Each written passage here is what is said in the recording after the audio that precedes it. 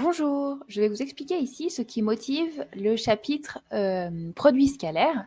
Donc on va définir ultérieurement ce que c'est le produit scalaire, mais ici j'aimerais vous parler de cette idée générale.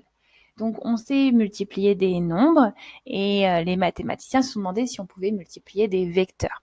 Alors il y a plusieurs produits qui ont été définis sur les vecteurs. Il y a le produit vectoriel qu'on a dans le supérieur. Il y a aussi le produit scalaire qui est très particulier. Parce que scalaire, ça veut dire nombre.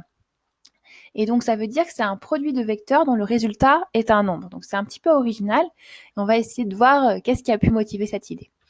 Alors, la première chose, la première utilité, on va dire, on sait par exemple montrer que deux droites sont parallèles. Il suffit par exemple d'utiliser des vecteurs, de regarder deux vecteurs directeurs de ces droites et de regarder si ces vecteurs sont collinéaires.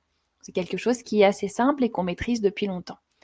Par contre, pour montrer que des droites sont perpendiculaires, et ben là, on est un petit peu démuni, on n'a pas beaucoup d'outils, voire pas du tout. Il faudrait qu'on travaille beaucoup, qu'on prenne des points sur les droites, peut-être essayer d'utiliser la réciproque du théorème Pythagore. Enfin, vous voyez, il y a beaucoup de choses à faire. Donc, c'est long, laborieux, pas simple.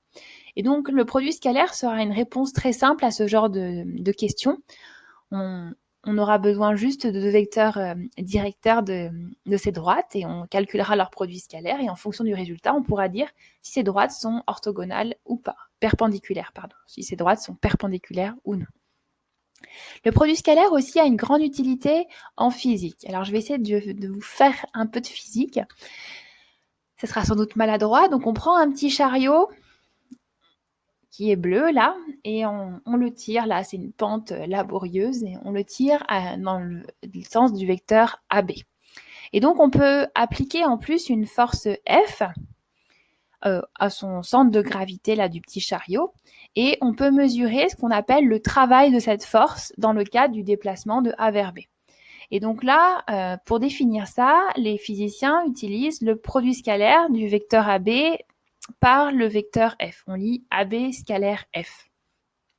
Alors, on va essayer de comprendre qu'est-ce que c'est cette force qu'on peut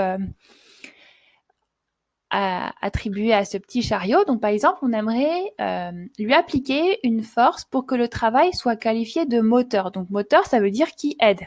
Alors, si je veux aider à ce que mon chariot se déplace de A vers B, il faut que je le tire de A vers B. Donc, si j'applique une force, qu'est-ce qui s'est passé ? Si j'applique une force comme ça, donc du type F1, alors là, c'est la meilleure des forces. Alors, plus elle va être grande, plus elle va être géniale. Mais en tout cas, c'est la force qui va aider le plus à mon chariot d'aller de la direction du vecteur AB. Mais par exemple, si je le tire, décidément, aussi comme ça, alors je vais aussi avoir une force qui est moteur. Ça va quand même aider mon chariot à aller dans le bon sens. Donc, ces deux vecteurs sont moteurs.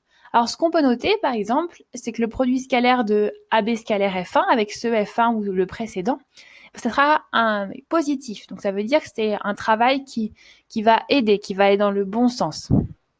Maintenant, j'aimerais regarder un vecteur force pour que le travail soit qualifié de résistant, qu'il n'aide pas du tout le mouvement du petit chariot. Alors, si je le dessine comme ça sera vraiment résistant parce que ça va dans l'autre sens, ça s'oppose à ce mouvement.